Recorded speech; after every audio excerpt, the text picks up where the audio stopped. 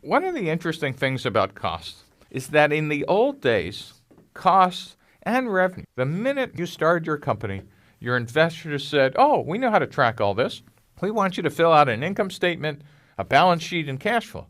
And we want you to do accounting from day one, which gives us visibility and forecast, etc. The problem is these were execution metrics.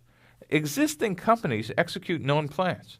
You could, in fact, do all the spreadsheets you want for every board meeting, but in fact, they're not worth the paper they're printed on. But you and your maybe rent a CFO or accountant have spent a lot of time. Now, understand that your VCs or investors, if they're professionals, need them for their investors.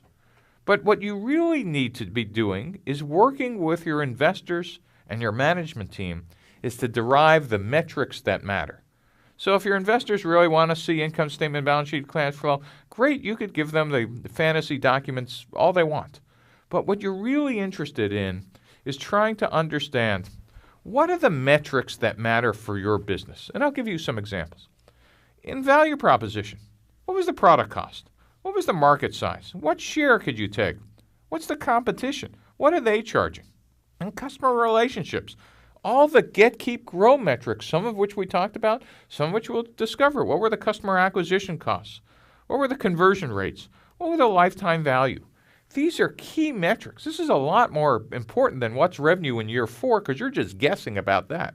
But these are numbers you're going to be living with every day. And by the way, what market type are you in? If you remember from our earlier lectures, if you're in an existing market, that's a different type of revenue curve than being in a new market. Do your investors still agree? What are your operating costs? What are the basic fixed and variable costs of the business? What's the cost of your channel? What's the margin the channel needs?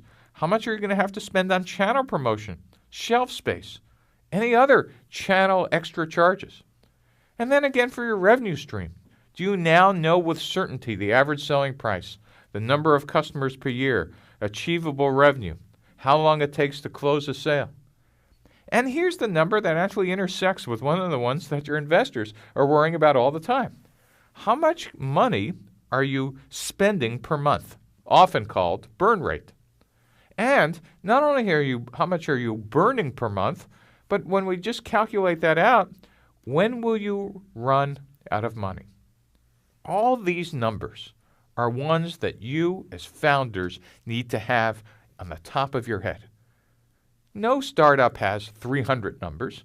There's probably somewhere between 5 and 15 that matter. And maybe you could be the exception. But you as the founder need to know all these parameters. And in fact, the exercise is see if you could go up to a whiteboard and list them. And if you can't, understand that that's your job in searching for the business model. And when you know these numbers, the spreadsheets fall out of these. But trying to do it ab initio from some guessing spreadsheet just is some fantasy.